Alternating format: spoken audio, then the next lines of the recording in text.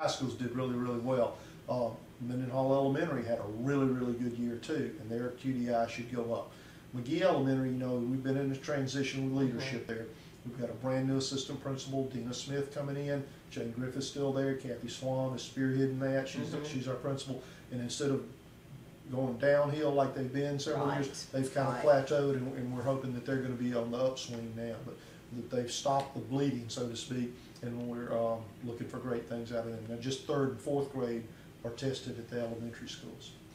This is really a question that I don't know that it applies necessarily to this, but repeatedly what I hear in any conversations that deal with our test is that we're taking this child that's not doing well and focusing money, time, energy on this person. What are we doing as an administration and for children who are high level? I mean, I had an uncle one time that he said the ones that got left behind were the middle. They were not your high or your low. They were your B students, your C students. They were who were left behind. They were not challenged. And as I listen over and over to different things that are spoken about our test scores, I tend to feel that this child maybe who is going to be your doctor, for instance, what are we doing for them?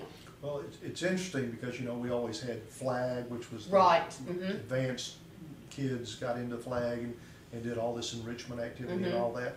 But we had a SACS accreditation review last year, and we said, oh, we're going to put our best and brightest students in front of this committee, and they're going to say all these great things about the school district. Well, what they said to the folks was, we don't feel challenged enough. And so our own students were telling us that they didn't feel challenged enough. And so we put in some extra classes this year. We partnered with CoLin to do some dual enrollment, and we're going to try and push Mississippi Scholars. You know, Reverend Darnell Moffitt tries to spearhead that in this district. Mississippi Scholars. And we need more children that are going to, more students that are going to get involved in that tougher academic track so they can excel and get challenged and do those kinds of things. Now, the other part of that is that we're going to try to introduce some more stringent independent study this year with some of our better and brighter kids, and let them just take it and run with it. Because sometimes they're going to excel so far ahead of the class that they just need to go out and work on their own, or they need to partner with somebody in the community that's in an area they're interested in, and it's almost like career tracking for them. You know, if they want to be a surgeon, you know, let's get them tied in with that. If they want to be an accountant, let's get them tied in with an accounting firm. Well, and I so would think we did recognize that we weren't challenging them enough. Maybe the No Child Left Behind, we were too focused on the kids that we thought were getting left behind in the upper. And one of the neat things that the state of Mississippi did is that if you have a child that was scoring proficient, if you can bump them to advanced level scoring, then you get extra points for that on your quality distribution index, or QDI score. So there's an incentive to move kids to score advanced on those tests and to challenge them so they can do that. I'm very glad to hear that, because that's been a thing with me. I was always impressed with the FLAG program and was fortunate that my children were in FLAG, but there were a lot of children who were probably a FLAG mentality who were not.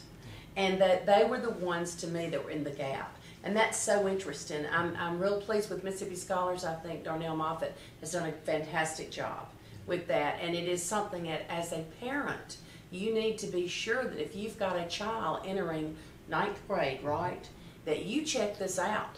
Because if your child has ambitions to go to college and to be a step ahead, they need to be in Mississippi Scholars. And it is not for your A+ student. It's not for your A student.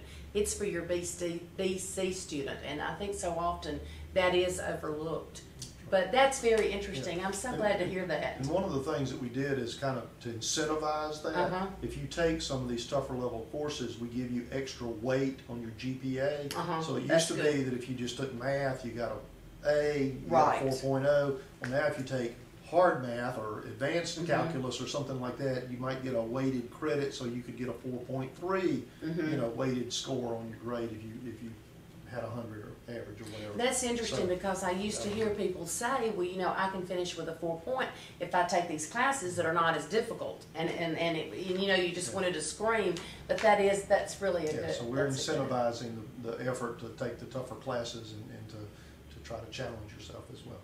Well, I hope you'll continue to look into our public schools and the things that they're striving to do for all students in the county. And I congratulate you and Superintendent Welch on the progress that's been made. And I look forward to hearing even better things next year. Great. And we hope you will continue to watch MageeNews.com.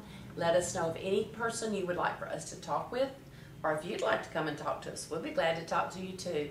Thank you very much.